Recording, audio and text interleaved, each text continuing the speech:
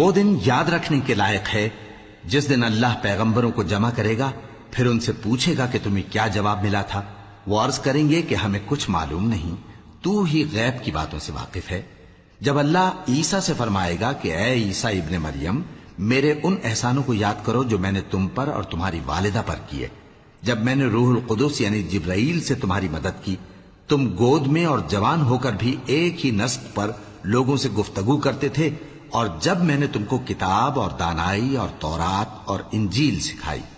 اور جب تم میرے حکم سے مٹی کے پرندے کی شکل بناتے پھر اس میں پھونک مار دیتے تھے تو وہ میرے حکم سے سچ مچ کا پرندہ بن جاتا تھا، اور پیدائشی اندھے کو اور برس کی بیماری والے کو میرے حکم سے اچھا کر دیتے تھے، اور مردوں کو زندہ کر کے قبر سے نکال کھڑا کرتے تھے۔ اور جب میں نے بنی اسرائیل کے ہاتھوں کو تم سے روک دیا، جب تم ان کے پاس کھلے ہوئے نشان لے کر آئے، تو جو ان میں سے کافر تھے کہنے لگے کہ یہ تو کھلا جادو ہے۔ اور جب میں نے حواریوں کی طرف حکم بھیجا کہ مجھ پر اور میرے پیغمبر پر ایمان لاؤ، وہ کہنے لگے کہ پروردگار، ہم ایمان لائے، تو شاہد رہی ہو کہ ہم فرما بردار ہیں۔